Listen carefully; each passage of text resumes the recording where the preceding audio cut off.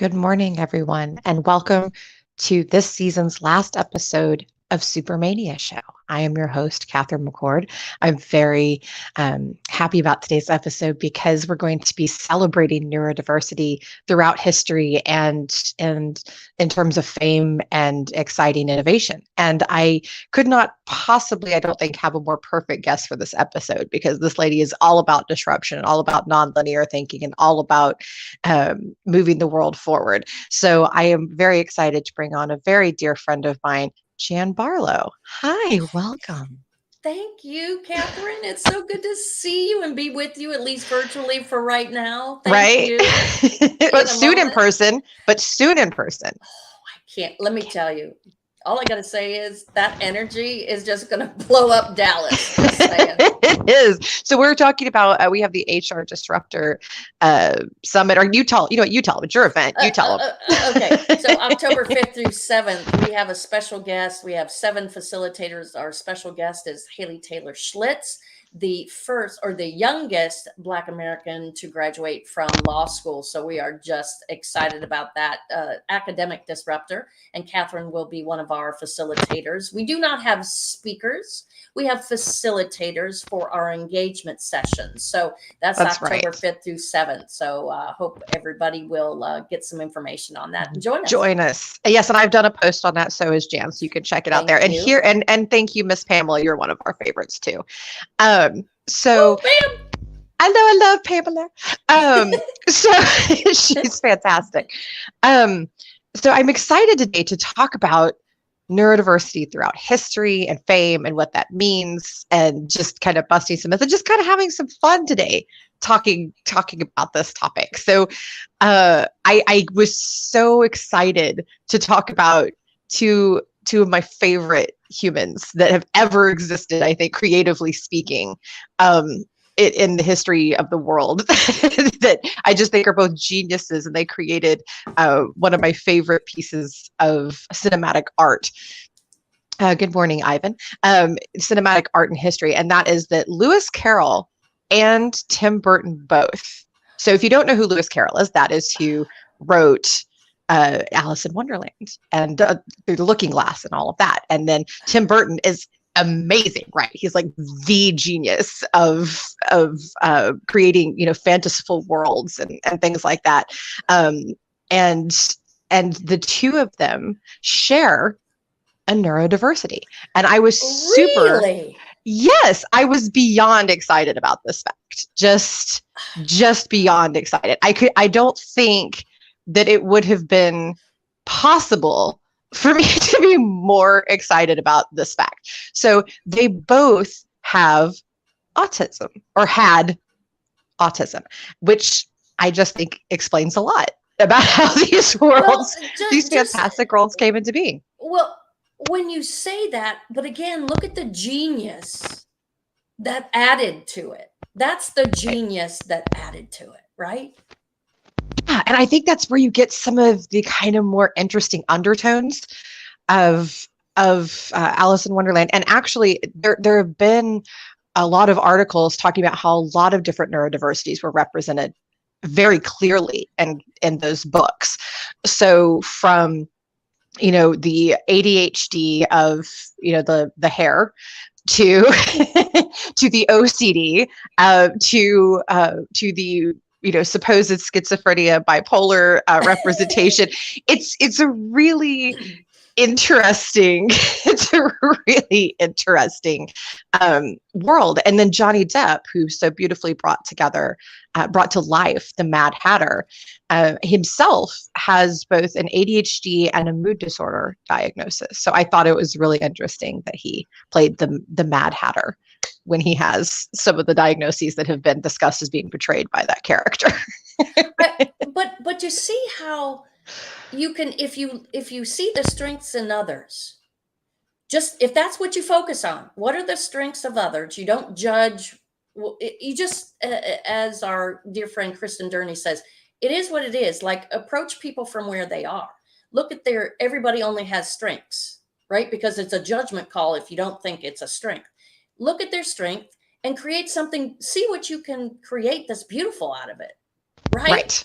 Right. And that's the job of leaders and companies. That's a job of educators. Jerry Johnson's talked about that. I don't know how many times about the importance ad nauseum. Okay. Ad nauseum. And we mean that as nothing but a pro, Jerry.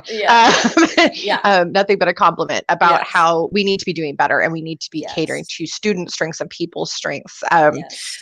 Perry, the Dr. Octopus of the Octopus movement, which I highly recommend, by the way, another extraordinary nonlinear human. Go check out the Octopus movement at theoctopusmovement.org, by the way, totally recommend.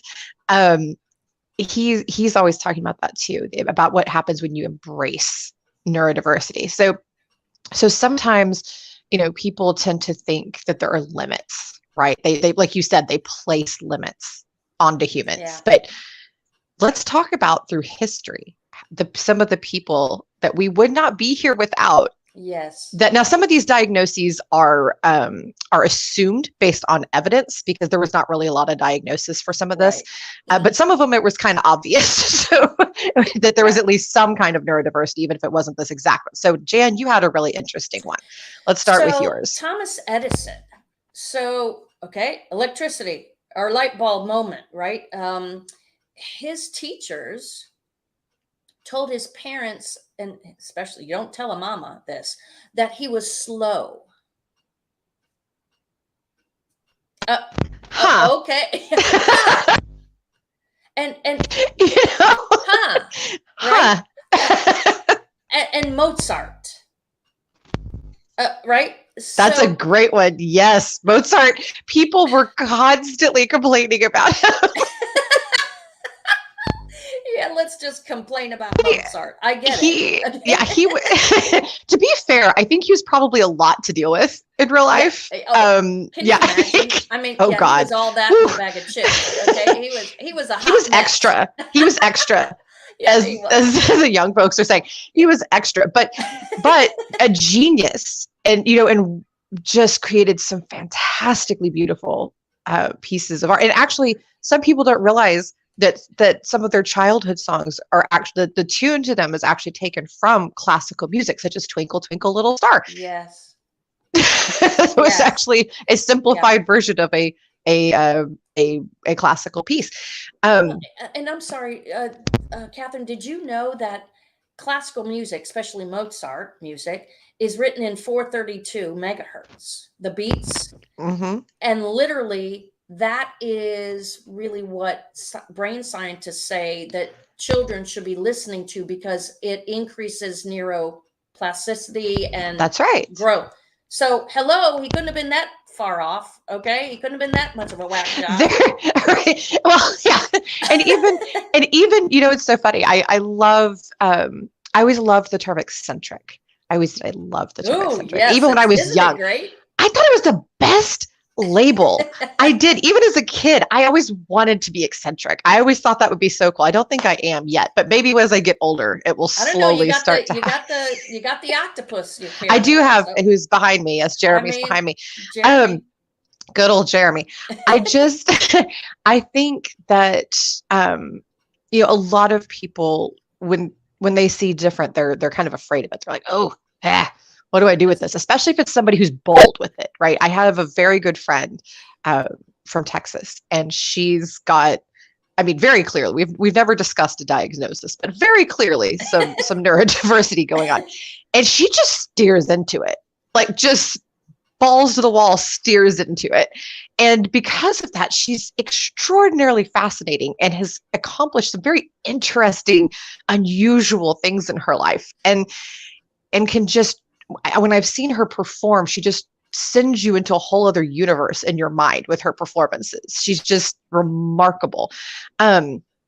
So there's just so much that can come from that. So another one in history, this is one that fascinates me. And I've read this multiple times. And the evidence, by the way, for what I'm about to say is in this person's actual writings that have been discovered. The analysis of them showed very strong traits for dyslexia. And that's George Washington. Really? Yes. Wow. George Washington. Wow. Apparently, based on the evidence from his own personal writings, had dyslexia. Isn't that fascinating? And he led an army. I mean, and he led an army and helped found a country and was the president of a country and didn't skip a beat there, right? No, and granted, had some definite shortcomings as a human being, but also had great accomplishments. And so that's kind of the part I wanted to hit on is that he did have some extraordinary accomplishments. We've had other politicians and all. So Albert Einstein is another person that very clearly had some neurodiversity. The estimates or the guesses based off of certain behaviors he was said to have exhibited, looking at his writings, things like that, is a combination of autism and ADHD are the perceived diagnoses that he would have had. And what a fascinating human. I mean, you talk about contribution. I don't think it gets much better than Einstein. But all of those people that you're talking about, what a great contribution they have really provided humanity. Oh yeah. I mean, even athletes. So Simone Biles and Michael Phelps both have talked about their ADHD. And so people are like, oh, well, ADHD people, they can't focus, they can't learn. Well, what do you think it takes to become an athlete that is the world's greatest? Are you kidding me? I mean, what is wrong with people? But what really the key is? How do we choose to look for their gift and how that gift translates, right? See, Pamela, Dr. Coke, focus on the strengths, but meaning us, how we perceive others, right? So, we have to reprogram our brain to lose the judgment, right? That's right. That's on us. That's on us. Like, I just picture in my mind, like, and I've seen, different celebrities talk about this, what they experienced when they were younger and the things that people said to them. And talking about, oh, you can't. Well, what they should have been saying is, hey, you have this strength. Let's talk about that. And let's steer into that. And just imagine how much happier those poor little kids would have been if people would have just steered into their strengths. Like Dan Aykroyd, one of the funniest actors to ever hit the screen, just hysterical, like direct line to my funny bone when he really gets going. He has apparently Tourette syndrome, which and also autism. Yeah, I did not know that. And so when I was doing research for the show, I was just going, what? And so Lord knows, what he's been through and the struggle there, because that can be a very, very difficult diagnosis to deal with. And here he is, funny and in front of everybody and living his life in like the most public way humanly possible. In front of everybody. Whereas a lot of people would shy back and do shy back, and understandably so. I'm not trying to shame anybody, but when they pull back because they're afraid of how other people will respond. Well, what if the answer to that is just be you? Who cares? Like, maybe what you bring will somehow make something else better. Right. Well, and again, it still comes back to the individual, us as individuals, to see people only in their strengths, right? Right. What can be brought to the table as a strength. And then as individuals who might be, it doesn't matter whether you're neurodiverse or not. It doesn't matter what anybody else says. You have to, it's about accepting yourself, right? And I got to share with you, leading up to this event, today, I have to, it's the funniest thing. So I was recalling about a month ago, and I spoke to Dr. Johnson about this. I was on a meeting, for the summit, and the person commented about, well, Jan, somebody neurodiverse like you. I didn't skip a beat, never stopped to ask the person. And it wasn't until a couple of weeks later, I'm out for my run, and that conversation downloaded. And I was like, Okay, well, who knows? I mean, I don't know what I don't know. I mean, I may have ADHD. I just never, but see, I come from a background. My brother, who's 5 years older than I am, he has cerebral palsy. So growing up, we had somebody who had a physical disability, but we never treated, my parents never treated him any differently. Like we just looked at, okay, well, again, what was his strength? So when they, when that person made that comment and I had that aha moment, I'm like, oh, well, maybe I should go get diagnosed. Oh, okay. Yeah. Oh, maybe I should get medication. No, I'm good with it. No, I mean, now diagnosis, I always tell people, I think diagnosis is great because it can help you understand yourself a little bit better, but learn I didn't some things. Question it, but that's right. It's just like, oh, before. like, oh, well, yeah, this is just how my brain is, of course. Like, this is just it. But that was the thing. I'm like, oh no, I did question. I was, oh, should I get a diagnosis? No, I'm okay. After all these years, it hasn't been an issue to me. So why should it start now? No. And I think for some people, they really want the diagnosis. Other people don't. Yeah. I do tell people don't not get it out of fear. Now I understand you're you're saying it doesn't interfere with my life. It doesn't, I did, but you're right. I did ask. That's why I was asking myself, do I feel called to get a diagnosis? Is it something that I feel? And then when that higher self said, no, not at this time. Okay, thanks. Keep it moving. Yeah, keep it moving. Well, because sometimes it's just something that is already so much a part of you that it's just not a thought. And that's another thing that a lot of people miss about diagnosis is that you're still just you. Nothing changed. Nothing is new. You just now have a name for it and maybe some better understanding of what's going on. And for some people, that's more important than others. No, it just depends. That's right. And a question though, sometimes when it gets turned to defining, right, where people say, oh, I can't do that because of this. I can't. Yes. Right now, it's self-limiting. Okay, now that's a problem. Now you're putting a limitation. Now that's the problem. Yeah. And I want to talk about that too. So that was a great lead in, by the way. So, so another person that I've always kind of been fascinated by. So I was growing up, and one of my favorite movies was Splash with Daryl Hannah and Tom Hanks and John Candy. Yeah, fantastic movie. And Steel Magnolias, still to this day, is one of the just greatest Southern movies of all times. And Daryl Hannah, who is in both of those movies, who is a fascinating actress to watch her on screen. She just kind of has this this subtle presence to her that just kind of is captivating in its own little right. And I don't think there's ever been a more beautiful mermaid. I just want to throw that out there. She has autism. She is autistic, and in real life. In real life, yeah, in real life, she is, and she. I don't know. I think a lot of people have kind of missed this, but but if you're a fan of hers and of her work, stop and kind of think about this. She doesn't do public appearances.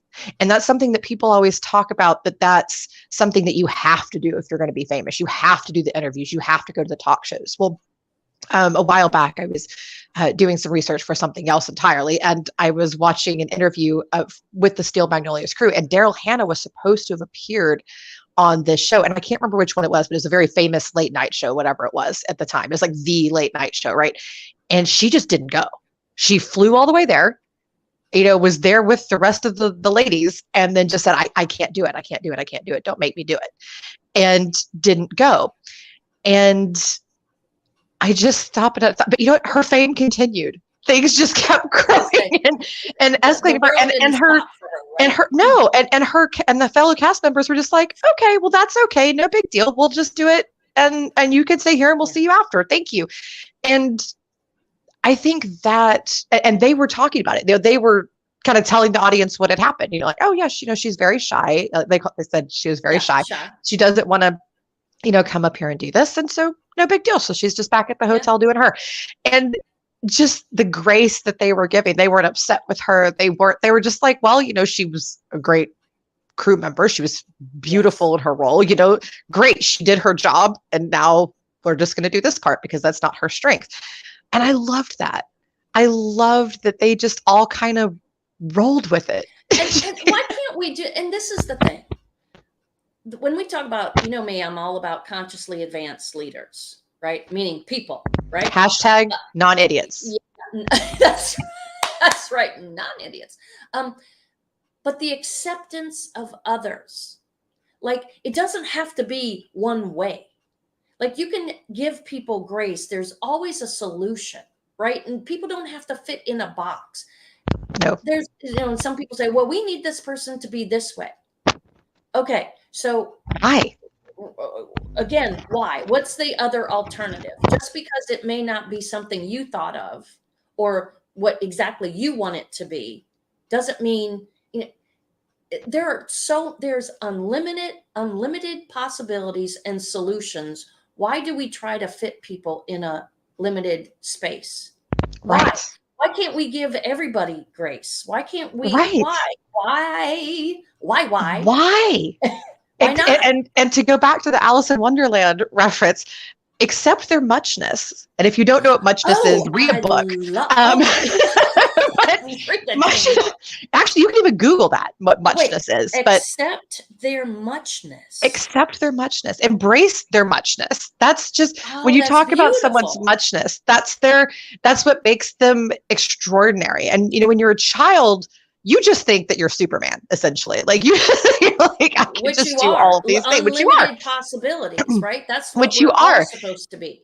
And that's it. And actually, that's one of the reasons I cling to that story so very much, is that it's all about accepting that part of you and going, I can do, you know, 6 impossible things before breakfast, or I can do, you know, all of these, you know, wonderful things if I just know in my head that I can. And everybody's different, right? Everybody has their own muchness, their own unique thing that makes them them. And when you steer into that, as opposed to trying to correct it, quote, quote, which is idiotic. You can't correct that, and you shouldn't. Instead of doing that, if you just steer into it and go, this is what you're great at, rock and roll with that. Yeah. Really wonderful things happen, because the people that did that have done extraordinary things, like Albert Einstein, like Tesla, like, oh gosh, what is that woman's name? I just put her in my article and I'm now completely blanking on her name. But anyway, she works as like with NASA and that type of thing. And she's, you know, been responsible. Hedy Lamarr, good God. So if you don't know, so Hedy Lamarr was an actress. She was also a genius. And she came up with the technology back in the day that is now used for Bluetooth. Hedy Lamarr did? Are you Hedy Lamarr did, yes. I just remember from the movies. Well, yeah, because she was gorgeous. Like, good Lord, who looks like that? But she was also a genius, and a lot of people don't know that. And she created several different technologies that were later used and for different, you know, naval advances and things like that. And one of them is now the technology used in Bluetooth. Yeah. And she... Cool. Yeah, and she's fascinating. And there have been a lot of theories over the years to her neurodiversity. We don't know exactly, of course, but it's interesting, you know. And Ernest Hemingway, I mean, he had, and he was diagnosed as what they called manic depressive back then. Bipolar, by the way, is a new term. In terms of the grand scheme of things, it's new. And so he was diagnosed manic depressive, aka bipolar, and accomplished all kinds of great things. I mean, good grief, he's one of the great writers. And it's not just the creativity. Like I said, you know, you have Richard Branson, you have, you know, all of these different humans that are doing extraordinary things in science and math and IT and teaching. I know some teachers that are definitely, Dr. J is a beautiful example of a neurodiverse educator that's just extraordinary.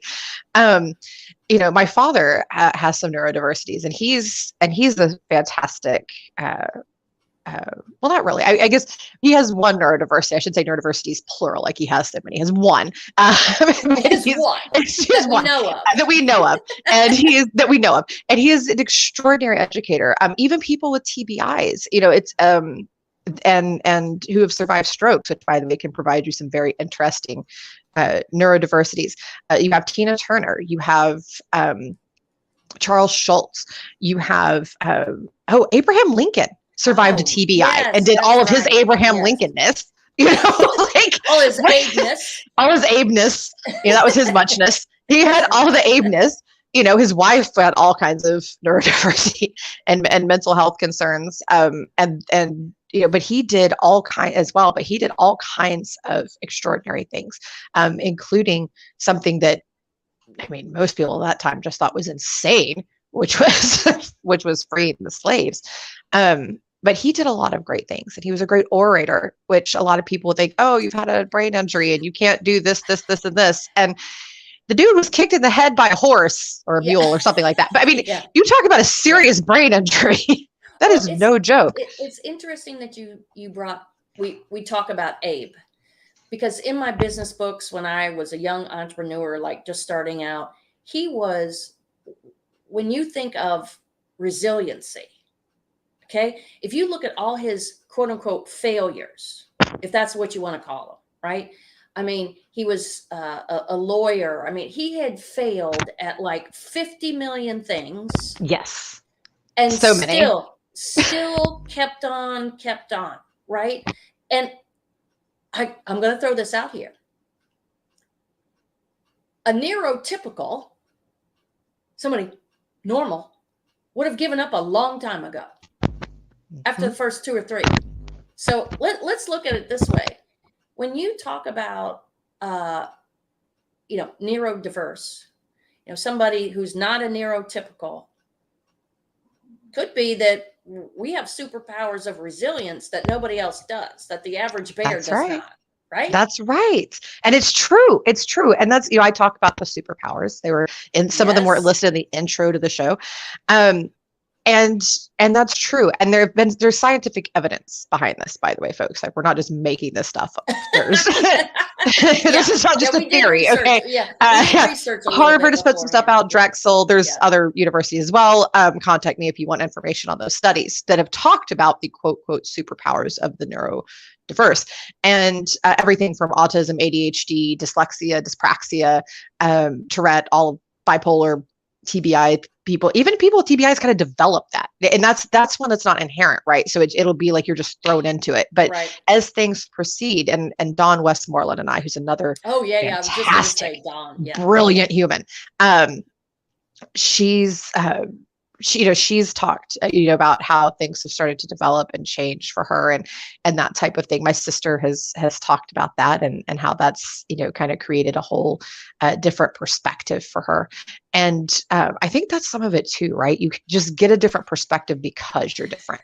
And how and maybe you some look more at it yourself, right? How do you look at that difference yourself? Do you embrace it, or do you see it as a negative?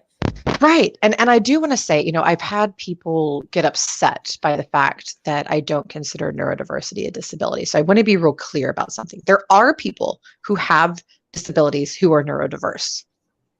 That is a thing. There are some neurodiversities that are more incapacitating than others. Even within the same diagnosis, that happens, right? Where some have it. Yeah, extremes, right? The extremes. That is not the majority. So when I'm talking about these things, I'm talking about the majority, and also sometimes it's both, right? So there are days when my neurodiversity is awful. It is just not something that I particularly enjoy on that day. And that particular day, it may be somewhat debilitating, but overall, it's a freaking superpower.